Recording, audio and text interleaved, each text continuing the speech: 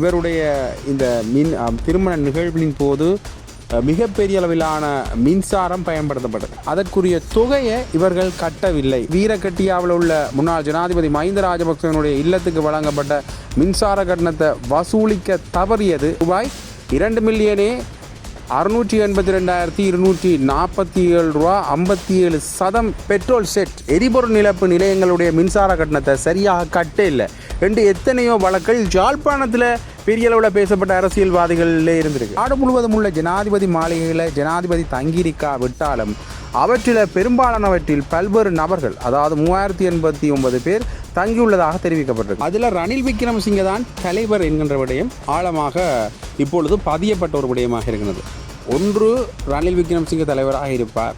இன்னொரு விதத்தில் இருவருக்கும் பொதுவான ஒரு தலைவர். நாம் எந்த ஒரு பொருளாதார கட்டுப்பாடுகளும் இன்றி நாட்டை கொண்டு சென்றோடு இருக்கிறோம். அது மத்திய வங்கியின் அல்லது சர்வதேச அமைப்புகளின் புள்ளி விவரங்களில் மட்டும் இல்லாமல் மக்களின் வாழ்க்கையிலேயும் உணரக்கூடிய அளவுக்கு பொருளாதாரத்தை நாங்கள் மேம்படுத்தி இருக்கிறோம்.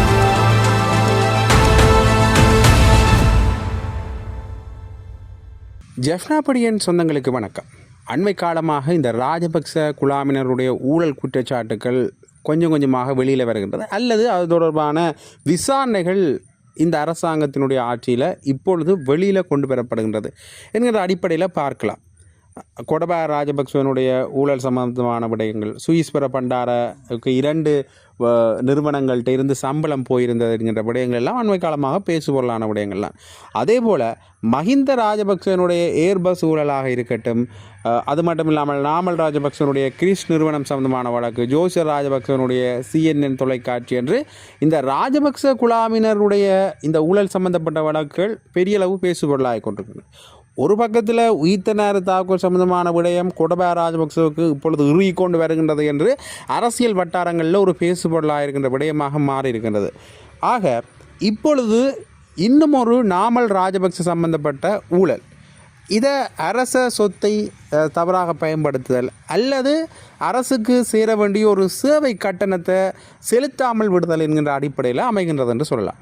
நாடாளுமன்ற உறுப்பினர் நாமல் ராஜபக்சவினுடைய திருமண நிகழ்வின் போது பயன்படுத்தப்பட்ட மின்சார கட்டண நிலுவை தொடர்பான அடிப்படை உரிமை மனுவை டிசம்பர் 4ஆம் தேதி விசாரணைக்கு எடுத்துக்கொள்ள உயர்நீதிமன்றம் உத்தரவிட்டிருக்கிறது. இந்த வழக்கு ஏற்கனவே போடப்பட்டிருந்தது. அதாவது இவருடைய இந்த திருமண நிகழ்வின் போது மிகப்பெரிய அளவிலான மின்சாரம் பயன்படுத்தப்பட்டது. கிட்டத்தட்ட 2 மில்லியனுக்கும் மேற்பட்ட மின்சாரம் பயன்படுத்தப்பட்டிருந்தது 2019ஆம் ஆண்டு செப்டம்பர் மாதம் அளவில். 3 நாள்கள் அந்த நிகழ்வு, திருமண நிகழ்வு நடைபெற்றிருந்தது. அந்த திருமண நிகழ்வில் பல விடயங்கள், அந்த மின்சாரம் சார்ந்த விடயங்கள் பெரிய அளவில் கோலாகலமாக செய்யப்பட்டிருந்தாலும் கூட சரியான முறையில் அதற்குரிய தொகையை இவர்கள் கட்டவில்லை என்கின்ற விமர்சனம் பெரிய அளவில் முன்வைக்கப்பட்டது. குறிப்பாக சாதாரணமாக 7,000 ரூபாய்க்கு மேலே ஒரு மின்சார கட்டணம் சாதாரண நபர் ஒருவருக்கு வந்தாலே உடனடியாக அந்த நபரினுடைய வீட்டு மின்சாரம் துண்டிக்கப்படுறதை காணக்கூடிய மாதிரி இருக்கின்றது. இது மட்டும் இல்லை, குறிப்பாக 2 அல்லது 3 மாதங்களுக்கு மேல் ஒரு மின்சார கட்டணத்தை விட்டாலே அந்த மின்சாரம் துண்டிக்கப்படுறது ஒரு வளமையான விடயமாக இருக்குது. இது சாதாரண பிரச்சனைகளுக்கு. ஆனால் 2019ஆம் ஆண்டில் நாடாளுமன்ற உறுப்பினர் நாமல் ராஜபக்சவின் திருமணத்தின் போது ஏற்பட்ட 2.68 மில்லியன் மின்சார கட்டணத்தை செலுத்தாதது ஒரு பெரிய பிரச்சனையாகவே அந்த காலத்தில் எடுத்துக்கொள்ளப்படவில்லை. அது தொடர்பான அடிப்படை உரிமைகள் மீதான மனுதான் இப்பொழுது மீண்டும் விசாரணைக்கு எடுத்துக்கொள்ளப்படுகிறது. இது ஏற்கனவே பேசப்பட்ட விடயம்தான். இது தொடர்பான முறைப்பாடு ஏற்கனவே பதிவு செய்யப்பட்டிருந்தது. அந்த காலத்தில் ராஜாங்க அமைச்சராக இருந்த ஒருவர் இதை முற்றுமுழுதாக நாங்கள் கட்டிவிட்டோம் என்கின்ற விடயத்தையும் தெரிவித்திருந்தார். இது முதல் நடந்த விடயங்கள் தான். ஆனால் இப்பொழுது அது மீண்டும் எடுத்துக்கொள்ளப்பட்ட போது பொது வெளிகளிலேயும் சமூக பரப்பிலையும் இது பெரிய அளவு பேசுபொருளாக அமைந்திருக்கிறது. அவரது திருமணத்துக்காக வீரகட்டியாவில் உள்ள முன்னாள் ஜனாதிபதி மஹிந்த ராஜபக்சனுடைய இல்லத்துக்கு வழங்கப்பட்ட மின்சார கட்டணத்தை வசூலிக்க தவறியது மிகப்பெரிய ஒரு குற்றமாக பார்க்கப்படுகிறது. பொதுமக்களின் அடிப்படை உரிமைகளை மீறிய செயல் என தீர்ப்பளிக்கக்கூடியதான் இந்த மனு தாக்கல் செய்யப்பட்டிருந்தது. இந்த மனு வந்து வெள்ளிக்கிழமை அன்று உச்சநீதிமன்றத்தின் நீதிபதிகள் ஏஎச்எம்டி நவாஸ் மற்றும் சம்பத் அபேகோன் ஆகியோர் முன்னிலையில் விசாரணைக்கு எடுத்துக்கொள்ளப்பட்டது. நீதிமன்றில் முன்வைக்கப்பட்ட வாதங்களை கருத்தில் கொண்ட நீதிபதிகள் அமர்வு இலங்கை மின்சார சபை தற்போது மறுசீரமைப்பு பணிகளுக்கு உட்படுத்தப்பட்டுள்ளதாக, அதற்கு பதிலாக அதோட தொடர்புடைய வாரிசு நிறுவனத்தின் பிரதிவாதியாக பெயரிட மனுதாரருக்கு அனுமதி வழங்கியிருக்கின்றது. சட்டத்தரணி விஜயகுமார் தாக்கல் செய்துள்ள மனுவில் நாமல் ராஜபக்சவின் திருமண கொண்டாட்டங்கள் 2019 செப்டம்பர் 12 முதல் 15 வரை வீரகட்டியுள்ள இல்லத்தில் நடைபெற்றதாக குறிப்பிடப்பட்டிருக்கிறது. மனுதாரரின் கூற்றுப்படி அந்த நிகழ்விற்காக வழங்கப்பட்ட மின்சாரத்துக்கான தொகை ரூபாய் 2,682,247 ரூபா 57% என்கின்றது வரைக்கும் அதில் குறிப்பிடப்பட்டிருக்கிறது. கொண்டாட்டத்தின் போது இல்லத்திற்கும் அதன் சுற்றுப்புற பகுதிகளுக்கும் பாதுகாப்பு விளக்குகளை வழங்குமாறு அப்போதைய மின்சார மற்றும் சக்தித்துறை அமைச்சர் நாடாளுமன்ற அமைச்சரிடம் நாடாளுமன்ற உறுப்பினர் டிவி சாணக்க கோரிக்கை விடுத்திருந்ததாக அந்த மனுவில் கூறப்பட்டிருந்தது. அதற்கான கட்டணங்களை செலுத்த குடும்ப உறுப்பினர்கள் தயாராக இருப்பதாக தெரிவிக்கப்பட்டதை தொடர்ந்து தேவையான மின்சார விநியோகத்தை வழங்குமாறு அமைச்சர் மின்சார அதிகாரிகளுக்கு உத்தரவிட்டதாகவும் அந்த மனுவில் சொல்லப்பட்டிருந்தது. நாங்கள் இதை கட்டுவோம் என்று இவர்கள் சொன்னதால் தான் அமைச்சர் ஊடாக இந்த உத்தரவு பிறப்பிக்கப்பட்டிருந்தது என்ற விடயமும் பேசப்பட்டது. அந்த கட்டணம் இன்னும் செலுத்தப்படவில்லை என்றும் மின்சார விநியோகத்தை பெறுவதற்கும் கட்டணத்தை தவிர்ப்பதற்கும் எதிர்மறையாளர்கள் தங்கள் அதிகாரத்தை தவறாக பயன்படுத்தியதாகவும் ஒரு குற்றச்சாட்டு முன்வைக்கப்பட்டது. மாதந்தோறும் 2,682,246.57 கட்டணத்தை செலுத்தாதால் சமஸ்தான மின்சார சபை தனது இல்லத்துக்கான மின்சார இணைப்பை துண்டித்து விட்டதாகவும் மனுதாரர் குறிப்பிட்டிருந்தார். அதாவது வந்து ஒரு சாதாரணமாக இந்த விடயங்கள் சாதாரண அதிகாரிக்கு நிகழும், ஆனால் இவர்களுக்கு எந்தவித ஒரு விடயமும் நிகழவில்லை என்ற விஷயம் பேசப்பட்டது. அதாவது மனுதாரனுடைய கருத்துப்படி தன்னுடைய வீட்டில் வந்து 7,390 ரூபா கட்டையில்ன்றதுக்காகவே மின்சாரம் துண்டிக்கப்பட்டிருந்தது. ஆனால் இவர்கள் 2,682,246.57 ரூபாயை அரசாங்க நிதியை தவறாக பயன்படுத்தியிருக்காங்க அல்லது அரசாங்க நிதியை செலுத்த தவறிவிட்டார்கள். ஆகவே இந்த விடயம் பெரிய அளவில் பேசப்படுகிறது. சட்டத்தின் முன் சமனற்ற நடத்தை என்று கூறி அரசியலமைப்பினுடைய 12(1) பிரிவின் கீழ் உத்தரவாதம் அளிக்கப்பட்ட தனது அடிப்படை உரிமைகள் மீறப்பட்டதாக அறிவிக்க கோரி மனுதாரர் தாக்கல் செஞ்சிருந்தார். ஏற்கனவே நான் கூறிய மாதிரி ஒரு ராஜாங்க அமைச்சர் இதற்கு முன்னரே சொல்லியிருந்தார். அதாவது வந்து எல்லாமே செலுத்திட்டோம் என்று ராஜாங்க அமைச்சர் சனத் நிசாந்த் அவர்கள் தன் மரணத்துக்கு முன்பு நாமல் ராஜபக்சவின் திருமணத்துக்காக ஏற்பட்ட மின்சார கட்டணத்தை செலுத்தி விட்டதாக ஊடகங்களிடம் தெரிவித்திருந்தமே ஒரு பெரிய அளவு பேசு பொருளான விடயமாக மாறியிருந்தது. குறிப்பாக இந்த விடயங்கள் தொடர்பாக நாங்கள் பார்க்கிற பொழுது ஏதோ ஒரு வகையில் சமமற்ற நிலைமை தான் உருவாயிருக்கு. சட்டம்ன்றது அனைவருக்கும் சமம் என்றால் அது நாமல் ராஜபக்சவுக்கும் சமனாகத்தான் இருக்கணும், மஹிந்த ராஜபக்சவுக்கும் சமனாகத்தான் இருக்கணும், சாதாரண பொதுமக்களுக்கும் சமனாகத்தான் இருக்கணும். ஒரு சாதாரண ஒரு குடிமகன் மின்சார கட்டணத்தை செலுத்த தவறினதுக்காக அவருடைய மின் இணைப்புகள் பல இடங்களில் துண்டிக்கப்பட்டிருக்கின்றது. இது வழமையாக நடக்கிற விஷயம்தான். அதே விடயம் ஏன் இங்கே நடக்கல? அல்லது இவ்வளவு காலமும் இந்த மின்சார இணைப்பு சம்பந்தப்பட்ட விடயம் எப்படி ஒரு பெரிய அளவு பேசு பொருளானது?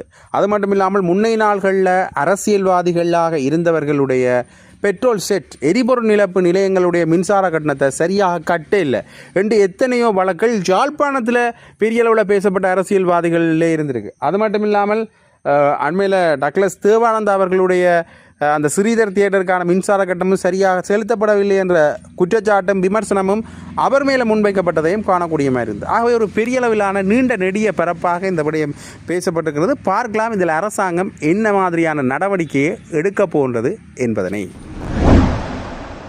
அடுத்ததாக இன்னொரு முக்கியமான விடயம் தொடர்பாகவும் நாங்கள் பேச வேண்டியிருக்கின்றது. இந்த அரசாங்கம் ஊழலற்ற அரசாங்கம் அல்லது ஊழல்வாதிகளை நாங்கள் பிடிப்போம் என்கின்ற விடயங்கள் எல்லாம் பெரிய அளவில் பேசப்பட்டிருந்ததை காணக்கூடிய மாதிரி இருந்தது. ஆனால் ஊழல்வாதிகளை பிடிப்போம் என்று சொன்ன இவர்கள் மேலேயே பல ஊழல் குற்றச்சாட்டுகள் முன்வைக்கப்பட்டிருந்தன. குறிப்பாக இந்த நிலக்கரி சம்பந்தமாக தரமற்ற நிலக்கரியை இறக்குமதி செய்ததால் மிகப்பெரிய அளவிலான பிரச்சனைகள் ஏற்பட்டிருந்தது என்கின்ற விமர்சனம் பல அளவு பேசப்படுகிறது. அதாவது பெட்ரோல் மற்றும் ஏனைய எரிபொருள்களை பயன்படுத்துறதுக்கு காரணமாக இருந்தது, அதாவது மின்சார தேவைக்கு அந்த எரிபொருளை பயன்படுத்துறதுக்கு காரணமாக இருந்ததே இந்த சாதாரண தரமற்ற நிலக்கரி தான். குறிப்பாக இந்த எரிபொருளுடைய விலை அதிகரிக்கப்பட்டதற்கும் அதுதான் காரணம் என்கிற விடயம் பேசப்படுகிறது. என்றால் உலக சந்தையில் எரிபொருளுடைய விலை குறைவாக இருந்த நேரத்தில் இந்த அரசாங்கத்தில் எரிபொருள் விலை அதிகமாக இருந்தது. காரணம் என்னென்னு பார்த்தீங்கன்னா குறிப்பாக இவர்கள் அதிகமான எரிபொருளை கொள்ளுநர் செய்திருந்தார்கள் அதிக விலைக்கு. அதுக்கான காரணம் இந்த மின்சாரத்துக்கு பயன்படுத்தப்பட்டதுதான் என்ற விமர்சனம் பெரிய அளவில் பேசப்படுகிறது. அதே மாதிரி இன்னொரு முக்கியமான விடயம் ஒன்று பெரிய அளவில் பேசப்படுகிறது என்று பார்த்தீங்கன்னா, 2025ஆம் ஆண்டில் நாடு முழுவதும் உள்ள ஜனாதிபதி மாளிகைகளை ஜனாதிபதி தங்கியிருக்கா விட்டாலும் அவற்றில் பெரும்பாலானவற்றில் பல்வேறு நபர்கள், அதாவது 3089 பேர் தங்கியுள்ளதாக தெரிவிக்கப்பட்டிருக்கிறது. தேசிய கணக்காய்வு அலுவலகம் வெளியிட்டுள்ள அறிக்கையில் இந்த விஷயம் தெரிய வந்திருக்கிறது. 7 ஜனாதிபதி மாளிகைகளின் மின்சார, தொலைபேசி உள்ளிட்ட ஏனைய வசதிகளுக்காக அந்த ஆண்டில் 32,982,675 ரூபாய் செலவிடப்பட்டதுடன் அக்காலகட்டத்தில் நடைபெற்ற கூட்டங்களின் எண்ணிக்கையும் 3 தான். 2025ஆம் ஆண்டில் கதிர்காமம், மகியங்கன மற்றும் பெருந்தோட்ட ஆகிய மாளிகைகளில் 2025ஆம் ஆண்டில் எந்த ஒரு கூட்டமும் நடத்தப்படவில்லை என்பதோட எவரும் தங்கியிருக்கவில்லை எனவும் அந்த அறிக்கையில் குறிப்பிடப்பட்டிருக்கிறது. இருந்தாலும் கூட 2025ஆம் ஆண்டில் தொலைபேசி மின்சாரம் உள்ளிட்ட ஏனைய செலவுகளுக்காக 2,447,754 ரூபாய் செலவிடப்பட்டிருக்கிறது. ஜனாதிபதிக்கு ஒதுக்கப்பட்ட 7 மாளிகைகளில் கொழும்பு, கோட்டை, கண்டி, அனுராதபுரம், கதிர்காமம், மகியங்கன, நுவரெலியா மற்றும் பெருந்தோட்ட ஆகிய இடங்களில் இந்த விடயங்கள் எல்லாம், அதாவது இந்த மாளிகையில் ஜனாதிபதி மாளிகை சம்பந்தப்பட்ட விடயங்கள்லாம் அமைந்திருக்கின்றன. ஆனால் யாருமே அதில் ஒரு சில இடங்களில் தங்கியில்லை. ஒரு சில இடங்களில் வேறு நபர்கள் தங்கியிருக்கின்றார்கள். ஒரு சில இடங்களில் 3 கூட்டங்கள் மொத்தமாக நடைபெற்றிருக்கின்றது எல்லா இடமும் சேர்த்து. அதில் பெரும்பாலான இடங்களில் கூட்டங்களே நடைபெறவில்லை. ஆனால் ஏன் இவ்வளவு செலவு என்கின்ற ஒரு கேள்வி பெரிய அளவில் இருந்திருக்கின்றது. அது மட்டும் இல்லாமல் இந்த கொள்கலங்கள் சம்பந்தப்பட்ட விடயங்கள் ஒரு காலகட்டத்தில் பேசப்பட்டிருந்தது. அர்ச்சுனா ராமநாதன் அவர்கள் பேசியிருந்தார். எதிர்க்கட்சியிலிருந்து பலரும் இந்த கொள்கலன்களுக்குள்ள என்ன நடந்தது, ஏன் அவற்றை பரிசோதிக்காமல் வெளியில் விட்டனீங்கள் என்ற விமர்சனத்தை முன்வைத்திருந்தார்கள். அதே மாதிரி அதுக்கு பிறகு நிலக்கரி சம்பந்தப்பட்ட விடயம், ஆஸ்திரேலியாவுக்கு போன பணத்துக்கு என்ன நடந்தது, அமெரிக்காவுக்கு போன டாலர்ஸுக்கு என்ன நடந்தது என்கிற கேள்விகள் இந்த அரசாங்கத்தின் மேலேயும் தொடர்ந்து முன்வைக்கப்பட்ட ஒரு பெரிய விமர்சனத்துக்குரிய கேள்விகளாக இருந்தன. ஆனால் இந்த அரசாங்கம் அந்த விடயங்களை கொஞ்சம் அலட்டி கொள்ளாமல் நகர்த்து செல்கின்றதை தவிர, என்றால் கொள்கலன்கள் தொடர்பாக விமல் ரத்நாயக்க பேசியிருந்தார். அதுக்கப்புறம் அது தொடர்பான விடயங்கள் பேசுபொருளாக இல்லை. நிலக்கரி ஊழலும் இப்போ கிடப்பில் போடப்பட்ட ஒன்றாகத்தான் இருக்கின்றது. அப்படியாக பல விடயங்கள் ஒரு பேசுபொருளற்று காணப்படுற விடயங்களாக தான் நன்மையில் இருக்கின்றது. இந்த அரசாங்கத்தின் மேலே குற்றச்சாட்டுகள் முன்வைக்கப்பட்டாலும் கூட அடுத்த கட்டமாக ஒரு குறிப்பிட்ட நாளில் அது பேசுபொருளற்று போகின்றது. முன்னைய அரசாங்கங்களும் இதே விடயங்களைத்தான் செய்தன. முன்னைய அரசாங்கத்தை விமர்சித்து வந்த ஒரு இடதுசாரி கட்சி என்ற வகையில் இந்த அரசாங்கம் இதைத்தான் செய்கின்றது என்றால் எதற்காக ஒரு மாற்று என்கின்ற ஒரு கேள்வி ஒன்று இருக்கின்றது. என்றால் அண்மையில் சஜித் பிரேமதாஸ் அவர்கள் பேசுகின்ற பொழுது முன்னைநாள் ஜனாதிபதி ரணில் விக்ரமசிங்கே அவர்களை விடவும் ஒரு தாராளவாதத்துவத்தை பின்பற்றுகின்றவர்களாகத்தான் இவர்கள் இருக்கின்றார்கள் என்ற விமர்சனத்தை முன்வைத்திருந்தார். ஒரு வலதுசாரி என்ற ஒரு நிலைப்பாட்டில் தான் இவர்கள் செல்கின்றார்கள். முதலாளித்துவத்தை உள்வாங்கிறதுக்கு தான் இவர்கள் பார்க்கின்றார்கள். நாணய நிதியத்தோடு இவர்கள் போட்ட உடன்படிக்கைகள், நிபந்தனைகள் எல்லாம் ரணில் விக்ரமசிங்கே போட்டு தொடர்ந்து கொண்டே இருக்கின்றார்கள் தவிர இவர்கள் எந்த ஒரு மாற்றத்தையும் செய்யவில்லை என்ற விமர்சனத்தை முன்வைத்திருந்தார். ஆகவே தொடர்ந்து விமர்சனங்கள் முன்வைக்கப்படுகின்றன, குற்றச்சாட்டுகள் முன்வைக்கப்படுகின்றன. இந்த அரசாங்கம் அலட்டி கொள்ளாமல் இருக்கின்றதோ என்கின்ற கேள்வி பலராலையும் முன்வைக்கப்பட்டிருக்கின்றது. அடுத்ததாக இன்னொரு முக்கியமான விடயம், இந்த எதிர்க்கட்சிகளின் கூட்டணி என்றது பெரிய அளவில் ஒரு விமர்சனத்துக்குள்ளான விடயமாக ஆளுங்கட்சியால் பார்க்கப்படுகின்றது. இன்னொரு வகையில் அதிலேருந்து நாமல் எழுந்து சென்றது பெரிய அளவில் பேசப்படுகிறது.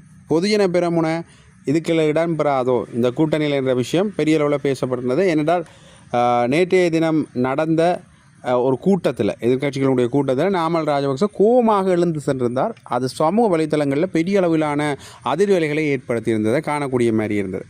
இது இவ்வாறு இருக்க, இந்த கூட்டணி அமைந்தால் அதில் ரணில் விக்ரமசிங்கே தான் தலைவர் என்கின்ற விடயம் ஆழமாக இப்பொழுது பதியப்பட்ட ஒரு விடயமாக இருக்கிறது.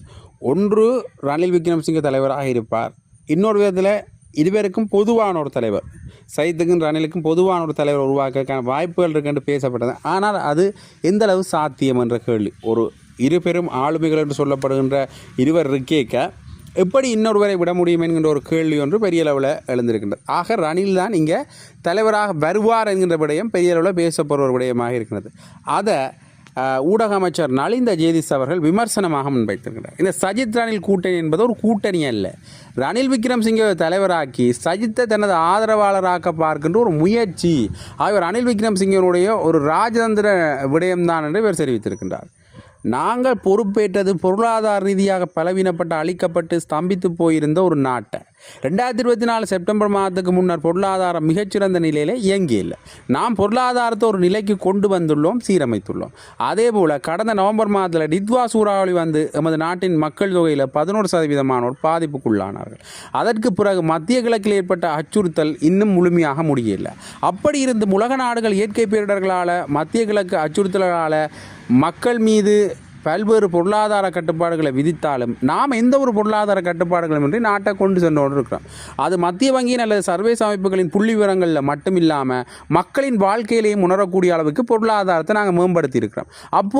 இப்போது இருக்கிற நாடு பலப்பட்ட நாடு. அதை இன்னும் பலப்படுத்துகிறது தான் எங்களோட நோக்கம். இப்போது எந்த ஒரு நிறுவனத்துக்கும், அமைப்புக்கும், தனிநபருக்கும், தொழிலதிபருக்கும் தெளிவாக தங்கள் பொருளாதார இலக்குகளை கொண்டு செல்லக்கூடிய ஒரு வாய்ப்பு ஒன்று இருக்குது. இதைத்தான் நாம் நாட்டுக்கு செய்த மிகப்பெரிய ஒரு வெற்றியாக பார்க்கின்றோம் என்று தங்களுடைய விடயங்கள் அல்லது தங்களுடைய பெருமைகளை அவர்கள் சொல்லியிருந்தார்கள். அதில் பெரும்பாலும் முன்னைய நாள்களில் ஆட்சியாளர் சொன்ன மாதிரியான ஒரு ஒரு ஒரு குற்றச்சாட்டு, அதாவது நாட்டில் பொருளாதாரம் எப்படி அவர்கள் கொரோனான்னு சொன்னார்களோ இப்பொழுது இவர்கள் பொருளாதாரம் என்ற விடயத்தை சொல்கிறார்கள். ஆக இந்த பயங்கரவாத தடை சட்டம் ரத்து செய்யப்படும். தொடர்ந்துமே அடுத்த கட்டமான நடவடிக்கைகளை நாங்கள் மேற்கொள்வோம். சட்ட சீரமைப்பு அல்லது ஒரு சட்டத்தை ரத்து செய்வது என்பது உடனடியாக செய்யக்கூடிய விஷயம் இல்லை. ஆனால் அது நடக்கும் என்ற விடயத்தையும் அவர் சொல்லியிருக்கின்றார். அதாவது அது மட்டும் இல்லாமல் ரணில் விக்ரமசிங்கவனுடைய அரசாங்கம் இதையெல்லாம் செய்வதாக வாக்குறுதி அளித்துவிட்டு வேறு தவறான காரியங்களை செய்து கொண்டிருந்தது. நாங்கள் இப்போ அதை செய்திருக்கிறோம். ரணில் விக்ரமசிங்கவனுடைய கூட்டணி என்றதும் கூட, சஜித் என்ற ரணில் என்ற கூட்டணி என்பதும் கூட சஜித் ரணில் கூட்டணி இல்லை, ரணிலிட கூட்டணி தான். அதாவது ரணில் ஒரு கட்சிக்கோ அல்லது ஒரு கூட்டணிக்கோ தலைவராகணும், அவருக்கான ஆதரவு வேலைகள் கூடணும். அதுக்காக ரணில் விக்ரமசிங்க செய்கிற ஒரு ராஜதந்திர முயற்சி தான் இது. இதுக்கு சஜித் பிரேமதாசனுடைய கட்சியைச் சேர்ந்தவர்கள், அதாவது ஐக்கிய மக்கள் சக்தியினுடைய கட்சியைச் சேர்ந்தவர்கள் பலிகடாவாகிவிட்டார்கள் என்று விடயத்தை சொல்லியிருக்கார். முன்னைய காலகட்டங்களிலும் இது பெரிய அளவில் பேசப்பட்டது. ஆனால் இப்பொழுது ஏதோ ஒரு வகையில் இது பலம் வாய்ந்த கட்சியாக உருவாகும், அவருக்கு ஒரு கூட்டாக உருவாகும் என்று எதிர்பார்க்கப்படுகின்றது. அதில் சஜித் முழுமையான ஆதரவை தெரிவித்து விட்டார் என்று சொல்கின்றார்கள். பெரிய அளவில் சஜித்துக்கும் ரணிலுக்கும் மறைமுக அல்லது நேரடி பேச்சுவார்த்தைகள் இடம்பெற்றிருக்கின்றன. பார்க்கலாம் எந்த அடிப்படையில் இந்த கூட்டணி அமைய போன்றது, அடுத்த கட்டமாக என்னென்ன நகர்வுகள் எல்லாம் மேற்கொள்ள போகின்றார்கள் என்றதை பொறுத்திருந்தான் பார்க்கணும்.